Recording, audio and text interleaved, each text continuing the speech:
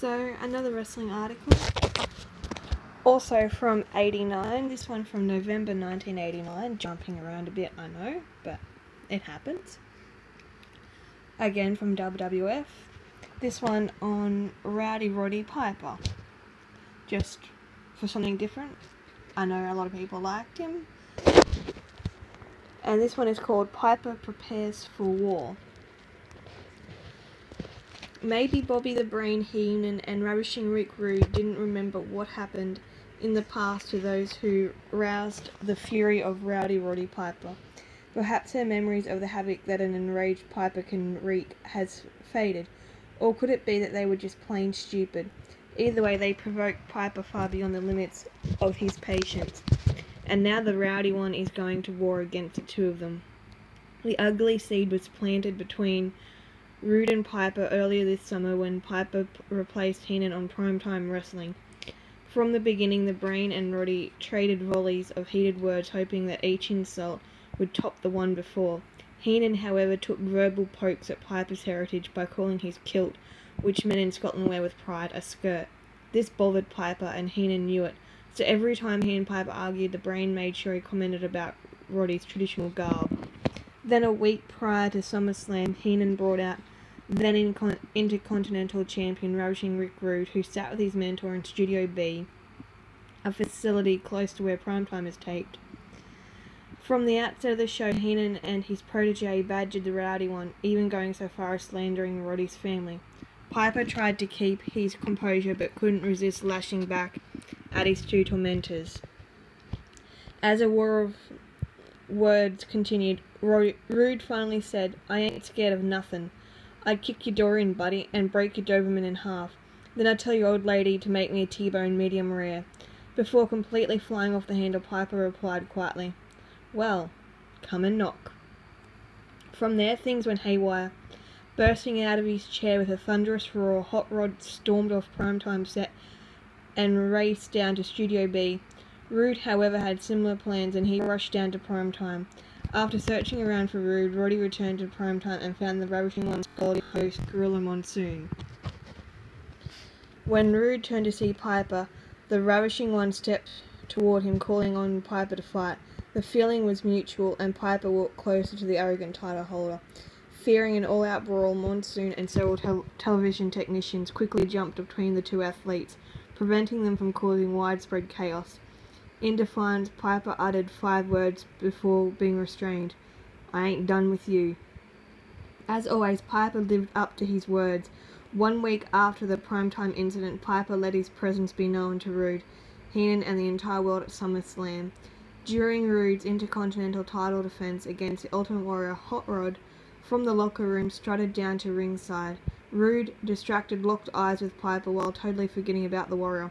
Not one to let an opportunity pass him by, the Warrior took advantage of the situation and pinned Rude for the title.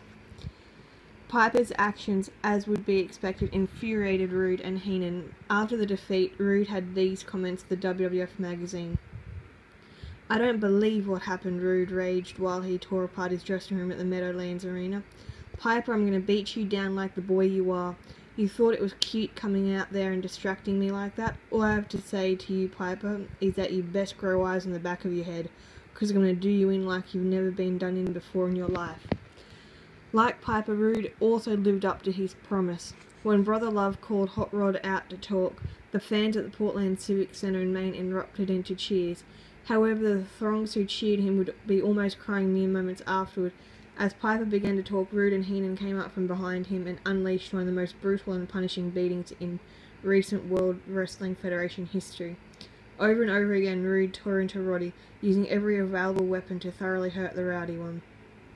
So vicious was the attack that some ringside spectators left their seats and never returned. In the end, Piper was laid out, broken in body but not in spirit. Now Piper has sent a message out to the world about Rude and Heenan. It's payback time. As he has demonstrated, Piper is a man of his word, and if he vows vengeance, then more than likely he will deliver it. After the disgusting Pearl Harbor job, Piper, still licking his wounds but otherwise in good shape, spoke to this magazine about his crisis with Rude, which continues to escalate on a daily basis. "Rick Rude," began Piper as he sat with his head down.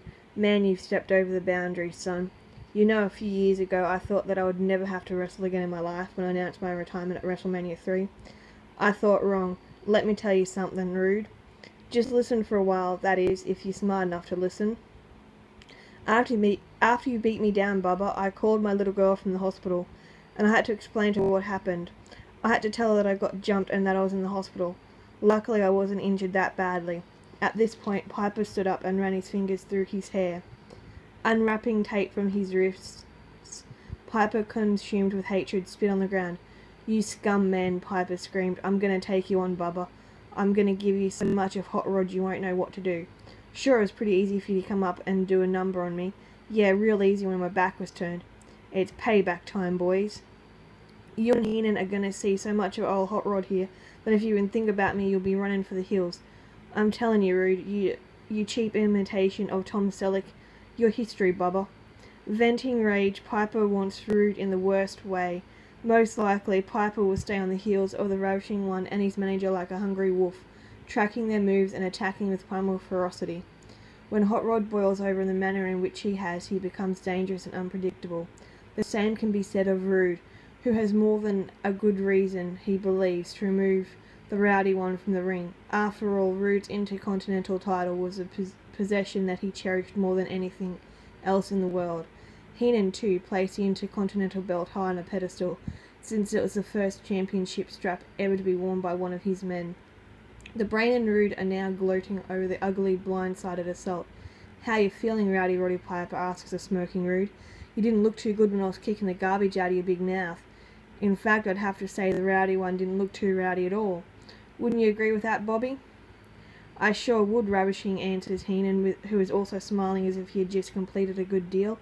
"And Piper, that skirt you wear, you better put it over your head because you were humiliated in the biggest way.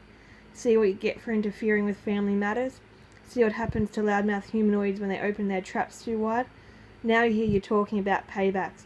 Well, dummy, don't make promises that you can't keep to the miserable idiots, or else the same things can happen again. That is not the way Piper sees it. Striving for retribution, the Rowdy One has dug into the trenches, preparing for war. You know, Heenan and Rude, that this thing is a laughing matter. Roddy admits. But you see, they can laugh all they want. They really have a good time, because Hot Rod has made a reputation for messing up good times. Then the only laughing after all is said and done is yours truly."